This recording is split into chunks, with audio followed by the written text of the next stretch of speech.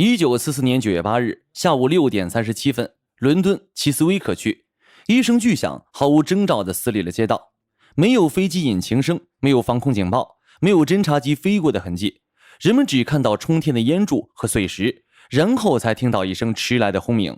防空炮手們慌了神，急忙轉動雷達天線，試圖尋找一架不存在的轟炸機。他們怎麼也想不到，這次攻擊是從荷蘭海牙附近發射的 V2 導彈，它以超過5倍音速掠過英吉利海峽，一頭扎進了倫敦。從起飛到命中不到5分鐘，以至於爆炸過後飛行產生的引爆聲才追了上來。這次襲擊在地面砸出了一個直徑9米、深2.4米的巨大彈坑，瞬間奪走了3名居民的生命，另有17至22人受傷，其中包括一名年仅3歲的小女孩。然而，面對這種神出鬼沒、根本無法防範的末日武器，英國首相丘吉爾和他的內閣陷入了極大的恐慌。如果讓民眾知道納粹擁有了無法攔截的太空武器，整個倫敦的社會秩序可能會瞬間崩潰。於是，英國政府做出了一個無奈的決定，封鎖消息。在空襲發生後的幾天裡，官方報紙和電台異口同聲地宣稱，奇斯威克區的巨響只是地下主煤氣管道發生了一次不幸的意外爆炸。此後幾個星期裡，每當倫敦有 V2 火箭落下，官方就用煤氣管道老化來搪塞民众，以至於倫敦市民中流傳開了一個苦澀的笑話：今天我們又被煤氣罐炸了。直到1944年11月10日，英國政府才被迫向公众承認 V2 的存在。這枚導彈揭開了人類戰爭史的新篇章。1919年，凡爾賽戰勝國給德國套上了沉重的枷鎖。按照凡爾賽條約，德國被禁止擁有重型火炮、坦克、軍用飛機和潛艇，德國軍事工業幾乎被連根拔起。但條約有一個漏洞，它沒提火箭。1927年，以赫爾曼·奧伯特為首的一批德國科学家成立了全世界第一個航太科技研究協會。他們不造飛機，不造坦克，他們在研究一種全新的東西——飛向高空、飛向太空的火箭。1932年，德國陸軍開始關注液態燃料火箭作為遠程攻擊武器的可能性。瓦爾特·多恩伯格上尉負責籌組相關事宜。他招募了一個當時經濟拮據的年輕工程師沃納·馮·布勞恩。馮·布勞恩很快證明了自己。1934年12月，他在德國北海的博尔庫姆島成功發射了2枚 A2 火箭。這2枚火箭被研究小組幽默地用德國著名童話人物命名為馬克思和莫里茨。他們依靠液態氧和乙醇驅動，成功飛到了約2000米的高空。這次成功讓德軍高層大受震撼，決定拨出巨款，在波羅的海沿岸一個叫佩內明德的偏僻漁村建立了一座龐大的秘密基地。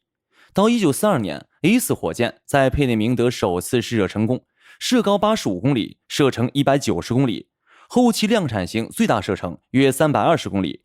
這是人類歷史上第一個真正到達太空邊緣的人造物體。納粹宣傳部長戈培爾為它命名為 V2，V 代表復仇武器。而在 V2 之前，德國空軍已經研發了另一款武器 Phi-103， 也就是 V1。V1 長得像一架小飛機，沒有駕駛艙，翼展 5.3 米，由阿克斯公司生產的脈衝噴氣發動機驅動。工作原理是反復的點火排氣循環，閥門每秒打開和關閉各50次，產生斷斷續續的燃燒脈衝，這頻率剛好落在人耳能清晰分辨的嗡嗡聲範圍，16公里外就能聽到。倫敦人給它起了一個綽號“嗡嗡炸彈”，也有人叫它“機器人炸彈”，因為它沒有飛行員，沒有无線電控制，就是個自動飛行的爆炸物。唯一的制導系統極其簡陋，一個陀螺儀控制穩定，一個旋轉葉片測量飛行距離，飛到預定里程後自動俯衝墜毀。850公斤彈頭，640公里時速，250公里射程，這在1944年足以從法國北部打到倫敦。唯一的成本不到 V2 的1/20。納粹認為這是一種划算的武器，能用廉價的機器人炸彈消耗英國的防禦資源。在對抗唯一的戰鬥中，最驚心動魄的並不是空中格鬥，而是一場看不見硝烟的情報戰。當時，英國军情5處已經通過歷史上最成功的反間諜行動之一——雙重十字系統，將德國在英国境內的間諜網絡全部策反。其中最著名的双重间諜是代號加伯的西班牙人胡安·普约尔。当 V1 源源不斷飛向倫敦時，德國情報部門急需知道這些炸彈的命中精度，以便修正發射參數。他們向加伯發去電報，詢問彈着點。英國政府面臨着一個極為殘酷的道德選擇：如果如實報告，倫敦市中心將被徹底炸平；如果撒謊幅度太大，又會引起德國人的懷疑，導致間諜網絡暴露。最終，在盟軍參謀部的精準計算下，加伯開始向柏林發送真假參半的情報。他報告稱，唯一大多越過市區落在了北部，倫敦南部則安然無恙。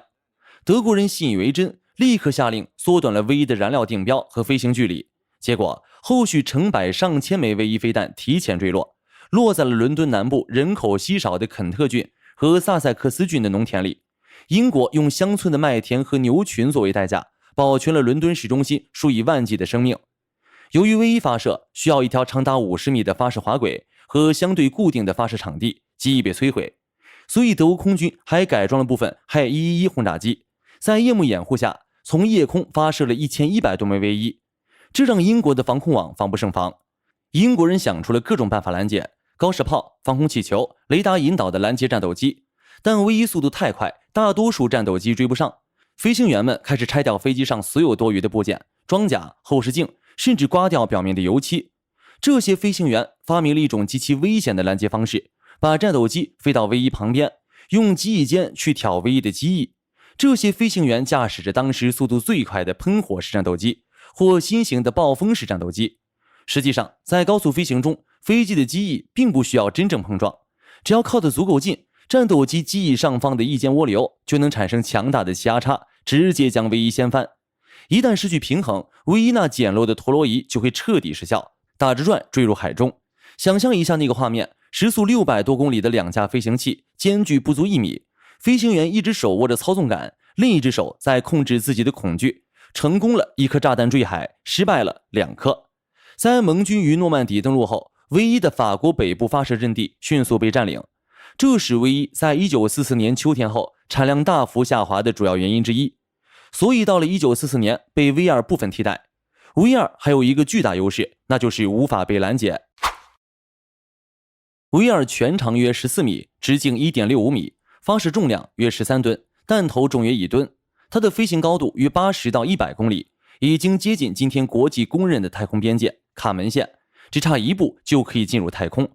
它的飛行速度超過5馬赫，從發射到命中不到5分鐘，你根本听不到它飛来，因為當聲音傳到時，爆炸已經發生了。V2 的制導系統是當時人類能制造出的最複雜的電子產品之一，包含2顆陀螺儀和一台模擬計算機。雖然不及現代任何一台電腦，甚至一部手機，但在1944年是極其精密的電子設備。V2 的推進系統同樣複雜，它的燃料是 75% 的乙醇和液態氧。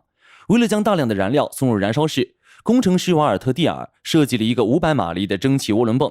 在當時，這和精密的制導陀螺儀一樣，是整枚火箭上最昂貴、最難制造的零件。為了保住這個秘密，德國人付出了巨大的努力，但盟軍的偵察機還是注意到了佩尼明德那些奇怪的圓形陰影。1943年8月17日夜間，英國皇家空軍出動了近600架重型轟炸機，將數千噸炸彈傾泻在佩内明德基地，這就是著名的九頭蛇行動。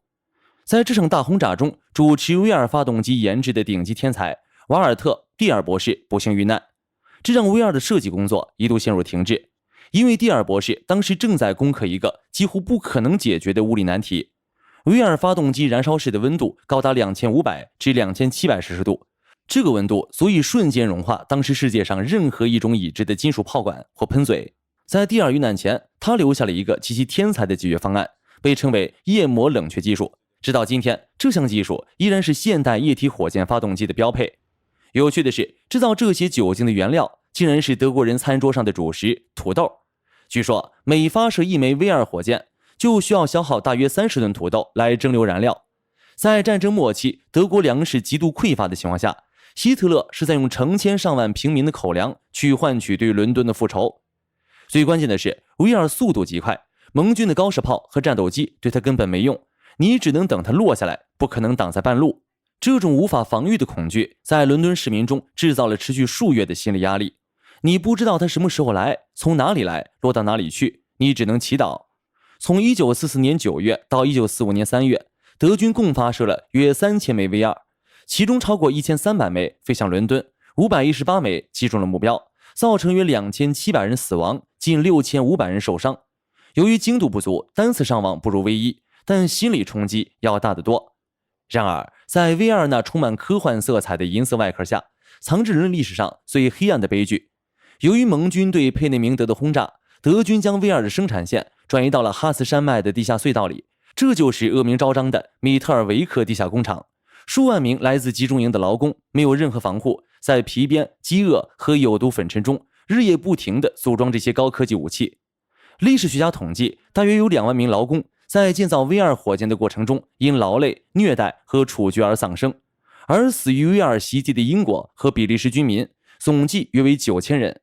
也就是說，死於制造這枚火箭的人比死於它爆炸的人還要多。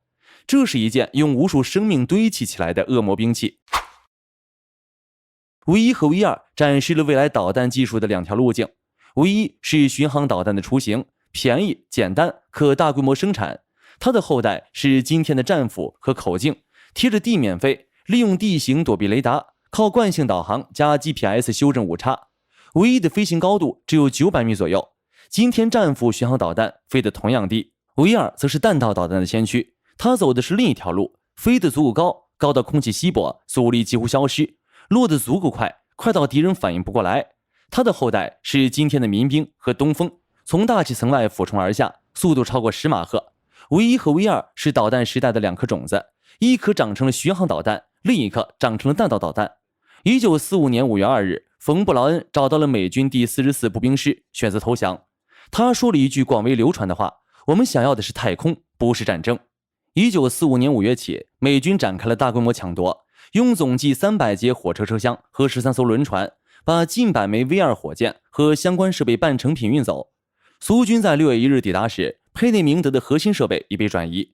隨後，美軍在7月正式啟動代號回文針行動的人才搶奪計劃。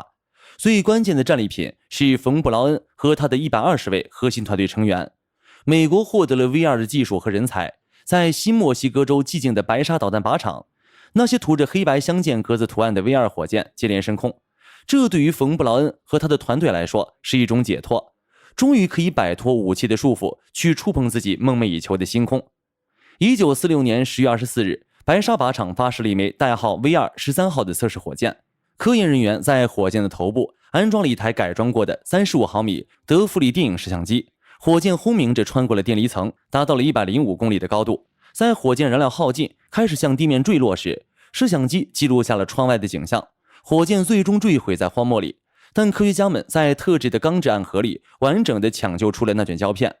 當照片被冲洗出來時，全人類第一次看到了自己家園的真實面貌。在漆黑深邃的太空背景下，一彎帶有弧度的地平線上覆蓋着白色的雲層，下方是新墨西哥州廣袤的荒漠。這是人類歷史上第一張從太空拍攝的地球照片。這張粗糙的黑白照片向世人證明地球是圓的，而太空觸手可及。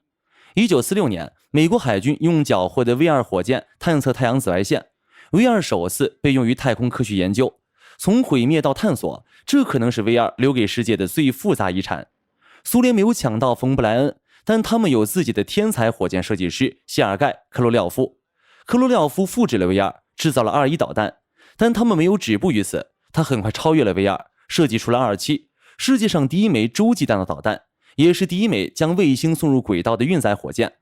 美國人這邊，馮·布勞恩一開始被邊緣化，直到1957年，蘇聯發射了第一顆人造衛星，美國才把它重新推到台前。他設計的土星5號火箭把阿波羅11號送上了月球。一個發明了 V2 的德國人，在20年後把人類送上了月球。V1和 V2加起來，在10個月內造成了英國約3萬人喪生。他們沒能改變戰爭的結局。德國在1945年5月投降了，但導彈時代從這一刻開始了。冷戰時期，美蘇兩國在彈道導彈上投入了前所未有的資源，雙方都繼承了 V2 的設計，並以此為基礎進行改進。時至今日，洲際彈道導彈的射程已經超過1萬公里，速度超過20馬赫，精度達到幾十米。他們都是 V2 的子孫。V2 的遺產至今仍在天空中延伸。本期關於 V1和 V2 的分析就到這裡。V 系列的故事遠比你想象的更離譜，歡迎在評論區留下你的看法。如果你喜歡這期視頻，別忘了按讚、訂閱、轉發。我們下期節目不見不散。